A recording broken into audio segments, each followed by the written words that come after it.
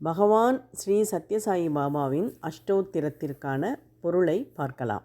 அஷ்டோத்திரம் என்றால் கடவுளை 108 நாமங்களால் அர்ச்சிப்பது அல்லது வணங்குவது என்று பொருள்.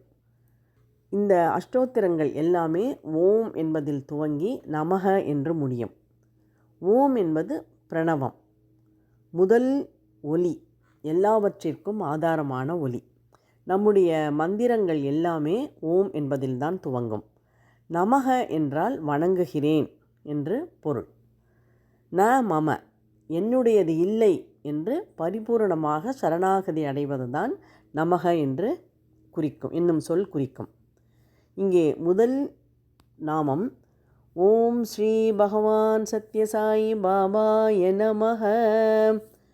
ஸ்ரீ என்பது கடவுளைக்கு பெருமைப்படுத்தும் ஒரு அடைமொழி.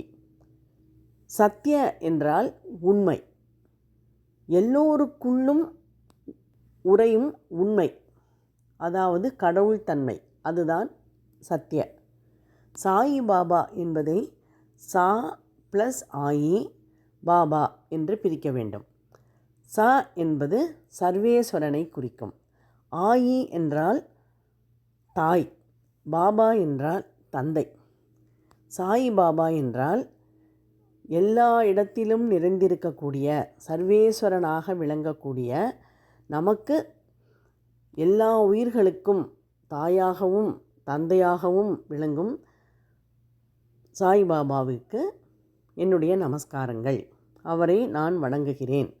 நமக்கு தாயாகவும் தந்தையாகவும் இருக்கிற பகவான் ஸ்ரீ சத்யசாயி பாபாவுக்கு வணக்கம் என்பதுதான் முதல் அஷ்டோத்திரத்தின் பொருள்.